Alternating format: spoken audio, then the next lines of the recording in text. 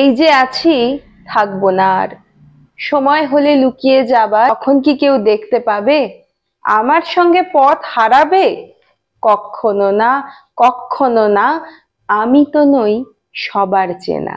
50-এর দশকের কবি শক্তি চট্টোপাধ্যায়। তার কাব্যের যে শব্দ, তার যে অনুরণন, তার যে সুরময়তা, এই সমস্ত কিছু দিয়ে আজকের প্রজন্মকেও তিনি যেন আচ্ছন্ন করে রাখতে পেরেছেন। যদিও তার সাহিত্য সাধনা শুরু হয়েছিল কবিতা দিয়ে নয়, তিনি বাংলা সাহিত্যের জগতে প্রথম প্রবেশ করেন তার লেখা উপন্যাসের মাধ্যমে, যার নাম কুয়োতলা।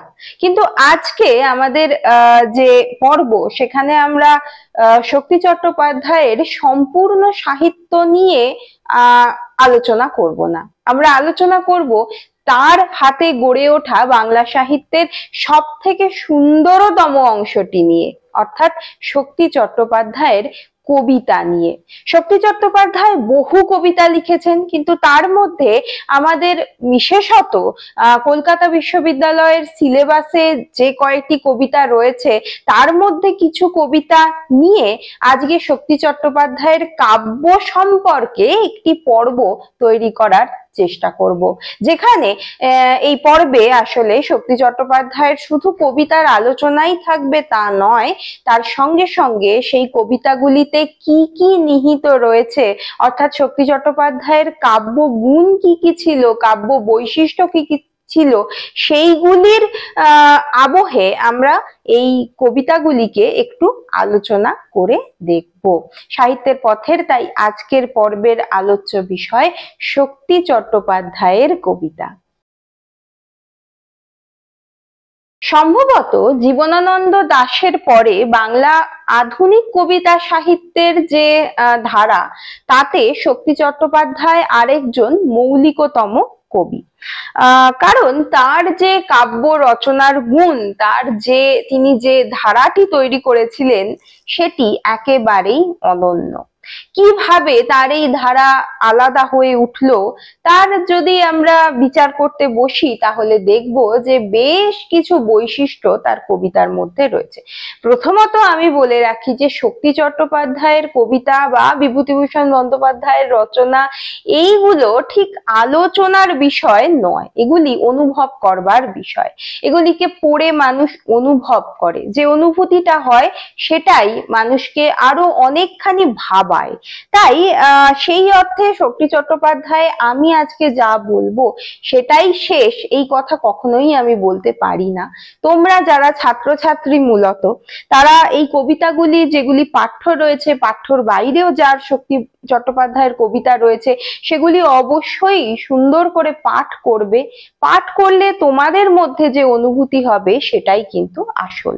যাই হোক, শক্তি চট্টোপাধ্যায়ের কবিতা কিভাবে আলাদা হয়ে গিয়েছে সেটা যদি আলোচনা প্রথমেই করতে হয়, তাহলে বলতে হবে যে প্রথম বৈশিষ্ট্যটি আমরা দেখতে পাই, সেটা হচ্ছে কবিতাগুলোই একটু স্বতন্ত্র ধর্মী। কেন না, কখনো কোনো জায়গায় কোনো একক ক্ষেত্রে কবি আসলে থেমে থাকেননি। কিভাবে না, আমরা দেখতে পাই যে বিভিন্ন কবি বিভিন্ন ধরনের বিষয় নিয়ে কবিতা লিখছেন। মানে শক্তি চট্টোপাধ্যায়েরই সমকালীন সুনীল গঙ্গোপাধ্যায়, তিনি যখন কবিতা লিখছেন, তার কবিতায় যেরকম ভাবে প্রেম আছে, সেরকম ভাবে প্রকৃতি রয়েছে। যেমন তারই সমকালে যখন সুনীল গাঙ্গুলি কবিতা লিখছেন, তার কবিতার মধ্যে যে জিনিসটি ভীষণ ভাবে বেরিয়ে আসছে, সেটা হচ্ছে প্রেম চেতনা।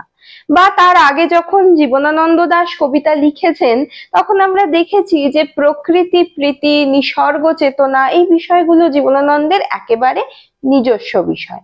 কিন্তু শক্তি চট্টোপাধ্যায়ের কবিতাতে আমরা কখনোই বলতে পারবো না যে শক্তি চট্টোপাধ্যায় কেবলমাত্র প্রেমের কবিতা লিখেছেন, কেবলমাত্র প্রকৃতির কবিতা লিখেছেন, তা কখনোই নয়। তার কবিতার বিষয় বিভিন্ন ভাবে, বিভিন্ন স্থানে, বিভিন্ন বিষয়ে আসলে ছড়িয়ে রয়েছে। তাই এই বিষয়টা কিন্তু বলা যেতে পারে যে শক্তি চট্টোপাধ্যায়ের কবিতাকে একটু অন্যরকম, একটু স্বাতন্ত্র ধর্মী করে তুলেছিল।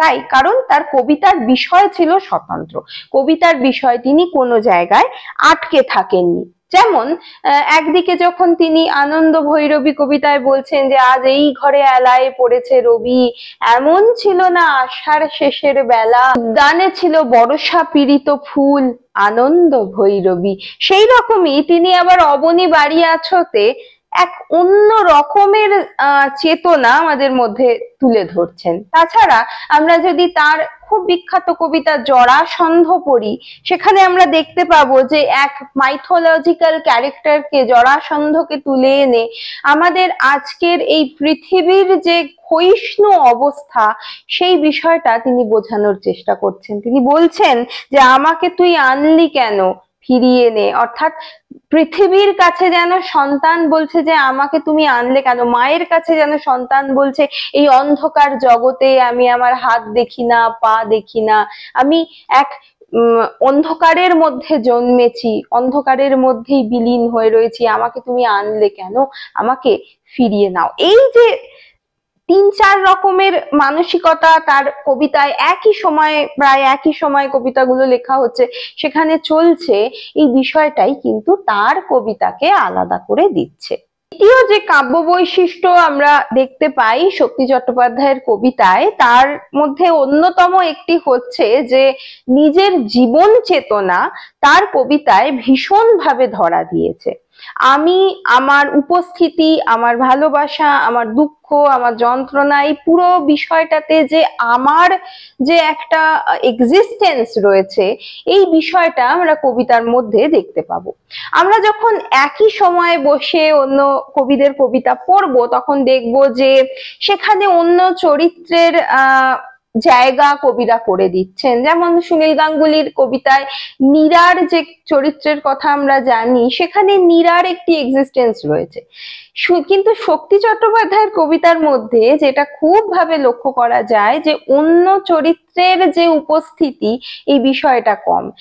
কবি কিভাবে কলকাতাকে দেখছেন, কবি কিভাবে প্রেমকে দেখছেন, কবি কিভাবে প্রকৃতিকে দেখছেন, কবির দেখা, তার এক্সিস্টেন্স, এই বিষয়টাই ভীষণ রকমের বড় হয়ে উঠছে। তাই প্রায় প্রত্যেকটি কবিতাতেই আমি বলছি, আমার বক্তব্যে বলা হচ্ছে, এই জিনিসটা লক্ষ্য করার মতো। হয়তো এটা হতে পারে তার আগে আগে আমি এই আমার চ্যানেলে এক্সিস্টেন্সিয়ালিজম অর্থাৎ অস্তিত্ববাদ নিয়ে আলোচনা করেছিলাম। অস্তিত্ববাদী শাখা যেহেতু জন্মগ্রহণ করেছিল, তার একটা প্রভাব আমাদের সাহিত্যে হয়তো পড়েছিল, সেই অস্তিত্ববাদী বিষয়টাতেই হয়তো খানিকটা প্রভাবিত হয়েছিলেন আমাদের শক্তি চট্টোপাধ্যায়। তাছাড়া উনি হাংরি মুভমেন্টের সঙ্গে যুক্ত ছিলেন, আমরা জানি, সেখানেও এই বিষয়টাতে বেশ খানিকটা প্রভাব ফেলা হতো, সেটাও খানিকটা হয়তো তার মাথার মধ্যে খেলেছে এই কবিতাগুলি লেখার ক্ষেত্রে।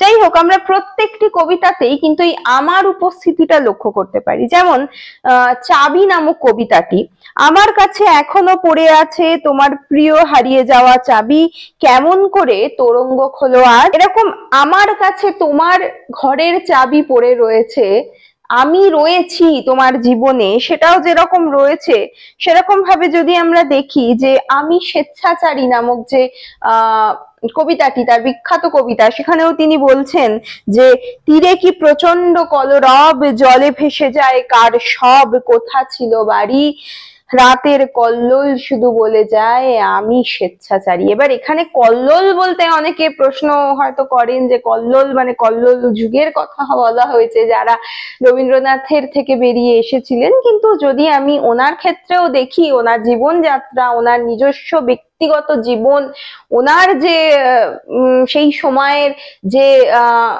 তারা যেভাবে আর কি কবিতা তথা কাব্য জীবনকে যেভাবে তারা যাপন করেছেন, সেখানে স্বেচ্ছাচার বিষয়টা ভীষণ ভাবে এসেছিল। তাই যেটা আমি বলছি যে আমার কি উপস্থিতি, আমার কি চাই, আমার কি ভালো লাগছে, এই জিনিসটা ওনার কবিতার মধ্যে ভীষণ ভাবে লক্ষ্য করা যায়। শক্তি চট্টোপাধ্যায় নিয়ে আলোচনা করতে গেলে যে বিষয়টা একদম না বললেই নয়, সেটা হচ্ছে তার কাব্য ভাষা। আমরা যদি ভালোভাবে ওনার কবিতাগুলি পড়ি, তাহলে আমরা বুঝতে পারবো যে প্রথম দিকের যে কবিতাগুলি তার রয়েছে, সেখানে খানিকটা হলেও জীবনানন্দীয় যে ভাবধারা সেটা লক্ষ্য করা গেছে। তার কবিতার মধ্যে কোথাও কোথাও গিয়ে আমাদের মনে হয়েছে যেন জীবনানন্দের মতো করেই তিনি কবিতা লেখার একটা সূত্রপাত করছেন। কিন্তু পরবর্তীকালে কিছু পরেই, মানে এমন কিছু বেশি কবিতা পরে নয়, বেশ কিছুটা পরেই আমরা দেখতে পাবো যে তার কবিতার ধারা একদম বদলে যাচ্ছে। তিনি একদম নিজের মতো করে কবিতা লেখা শুরু করছেন এবং যে জিনিসটা তার কবিতায় ভীষণভাবে দেখতে পাওয়া যাচ্ছে সেটা হচ্ছে কাব্য ভাষা, কবিতায় শব্দের ব্যবহার এবং একটা সুন্দর সুর কবিতার মধ্যে তার প্রয়োগ, বিশেষ করে শব্দের প্রয়োগ। আমি আগেই বললাম হাংরি আন্দোলনের সঙ্গে যেহেতু তিনি যুক্ত ছিলেন, যে কারণে ওই শব্দ ভাঙা চোরা, ভাঙা গড়া, শব্দ নিয়ে খেলা, এই বিষয়গুলো তার কবিতার মধ্যে থাকবেই। কিন্তু তিনি যে সব শব্দ ব্যবহার করছেন কবিতাতে সেগুলো একেবারে নতুন, একদম অন্যরকম, এবং সেই শব্দগুলো আমাদের মনের মধ্যে একটা মোহজাল বিস্তার করছে, একটি সুন্দর এক মানে কি বলবো অনুরণন সৃষ্টি করছে, এক অন্যরকম জগতে যেন শব্দগুলি নিয়ে যাচ্ছে। যেরকম আমাদের খুব প্রিয় কবিতা যেটা, অর্থাৎ অবনী বাড়ি আছো, সেখানে আমরা দেখতে পাই যে তিনি বলছেন যে বৃষ্টি পড়ে এখানে 12 মাস, এখানে মেঘ গাভীর মতো চড়ে, পরা উন্মুখ সবুজ নালি ঘাস দুয়ার চেপে ধরে, অবনী বাড়ি আছো, আধেককালীন হৃদয় দূরগামী, ব্যথার মাঝে ঘুমিয়ে পড়ি আমি, তবু শুনি রাতের কড়া নাড়া, অবনী বাড়ি আছো। এই যে আধেককালীন হৃদয় দূরগামী বা পরা উন্মুখ সবুজ নালি ঘাস দুয়ার চেপে ধরে, এরম যে শব্দের প্রয়োগ, কিংবা পাবো প্রেম কান পেতে রেখে নামক যে কবিতা, সেখানেও আমরা দেখি বড় দীর্ঘতম বৃক্ষে বসে আছো দেবতা আমার, শিকরে বিউভল প্রান্তে কান পেতে আছি নিশিদিন, সম্ভ্রমের মূল কোথায় মাটির নিথর বিস্তারে, সেইখানে শুয়ে আছি মনে পড়ে, তার মনে পড়ে।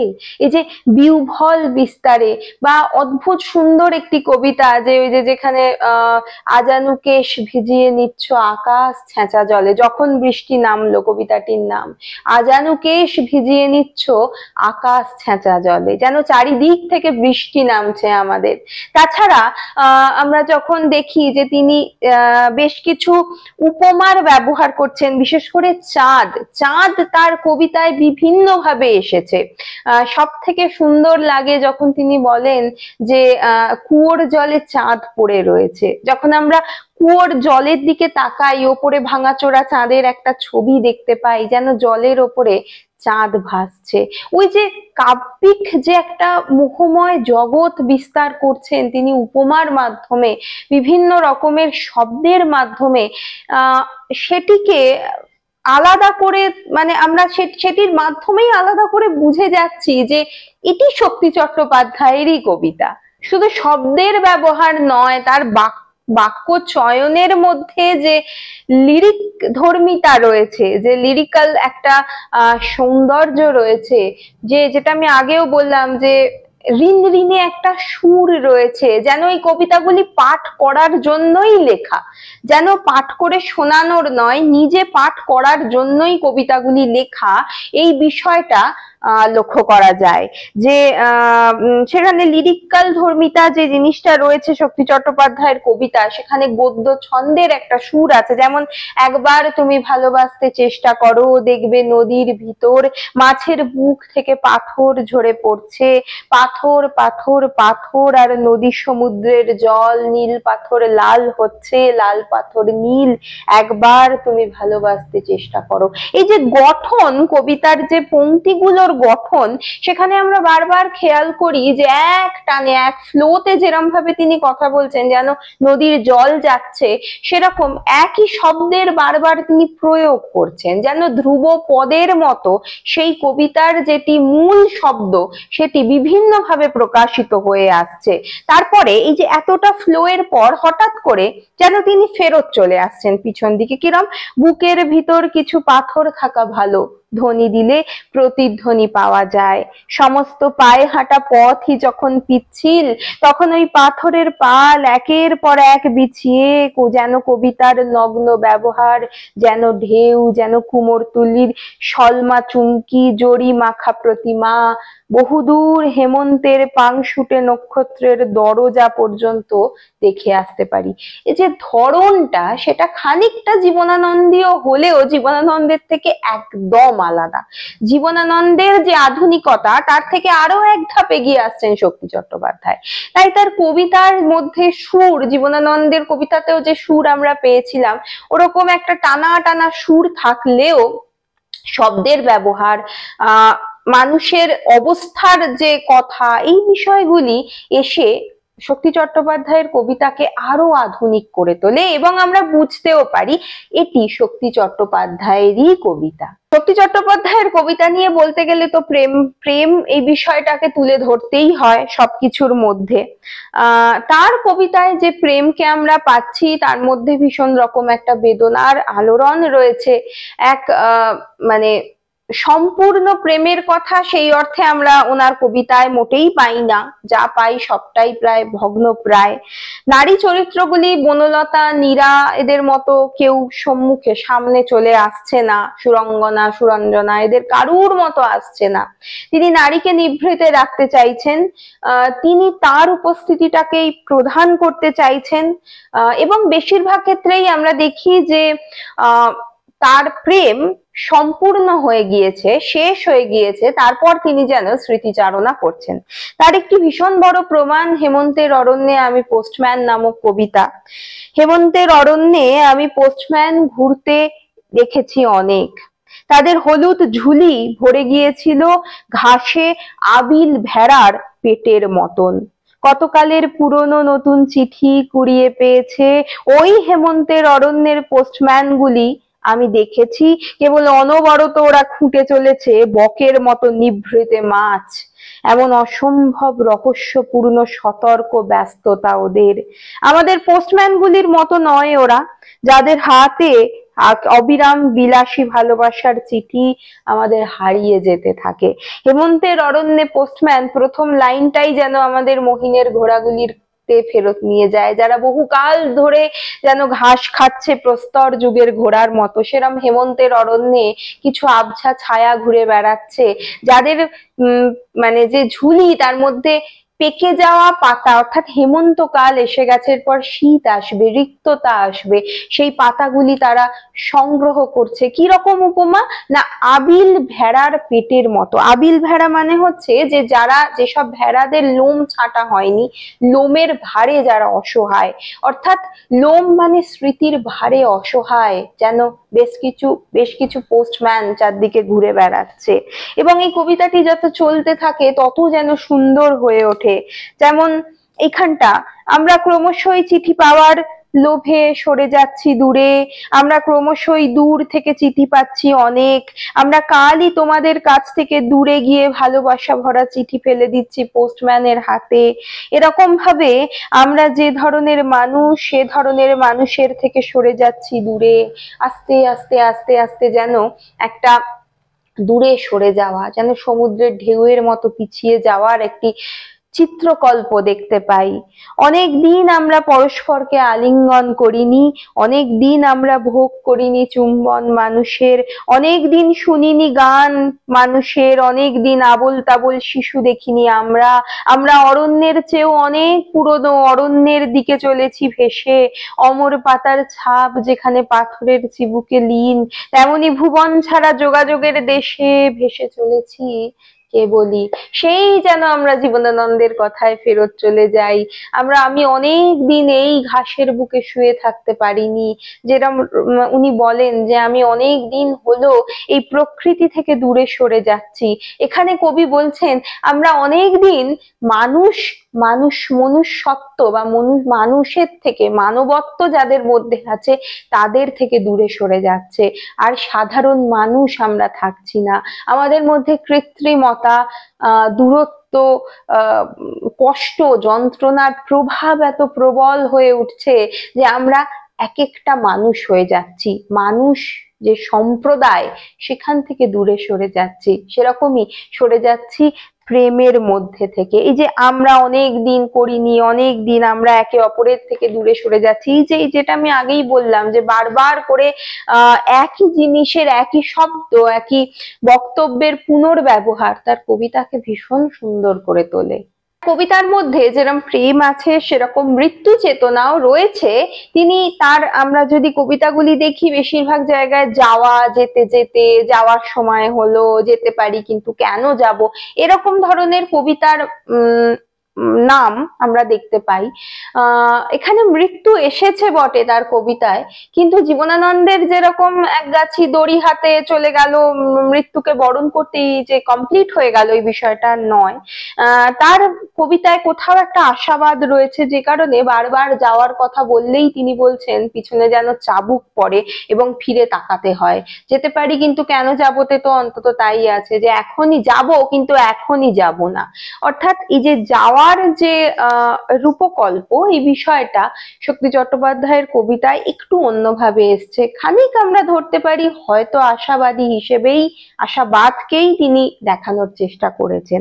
শেষে যে জিনিসটা বলতে হয়, তার কবিতার মধ্যে আমরা আলাদা করে যে কবির বা যে কোনো সাহিত্যে যে বাস্তবতা, রাজনীতি এগুলিকে দেখি, এই বিষয়টা তার কবিতায় কোনো কবিতাতেই আলাদা করে ফুটে ওঠেনি। আমি যেমন জরাসন্ধের কথা বললাম, যে আজকের দুনিয়ায় এসে আমি খুশি নই, এ কোন দুনিয়ায় মা তুমি আমায় নিয়ে এসছো। হেমন্তের অরণ্যে পোস্টম্যানেও তাই, যে আমরা আস্তে আস্তে সমস্ত ভালো কিছুর থেকে দূরে সরে যাচ্ছি, এমন বাস্তবের পটভূমিতে এসে দাঁড়িয়েছি আমরা।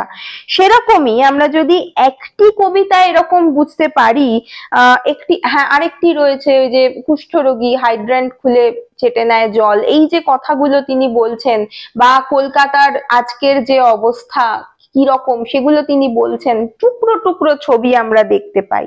সে বড় সুখের সময় নয়, এই কবিতাটার মধ্যে একটু হলেও আমরা সমাজের বাস্তবতাকে ছুঁয়ে যাচ্ছি। কিভাবে ছুঁয়ে যাচ্ছি না, তিনি এত সুন্দর শব্দের প্রয়োগ করছেন, সে বড় সুখের সময় নয়, সে বড় আনন্দের সময় নয়, তখনই পা থেকে মাথা পর্যন্ত টলমল করে দেয়ালে দেয়ালে, কার্নিশে কার্নিশে ফুটপাত বদল হয় মধ্যরাতে।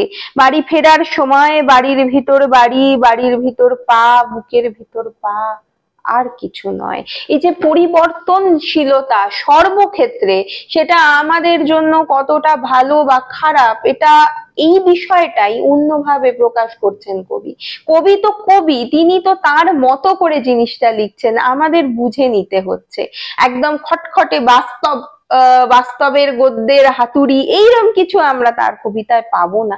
তার কবিতাকে ভালোভাবে পড়লে আমরা অনেক কিছু পাবো, শুধু বাস্তব, শুধু প্রেম, শুধু একক বিষয়বস্তুর থেকে অনেক বড় কিছু পাবো।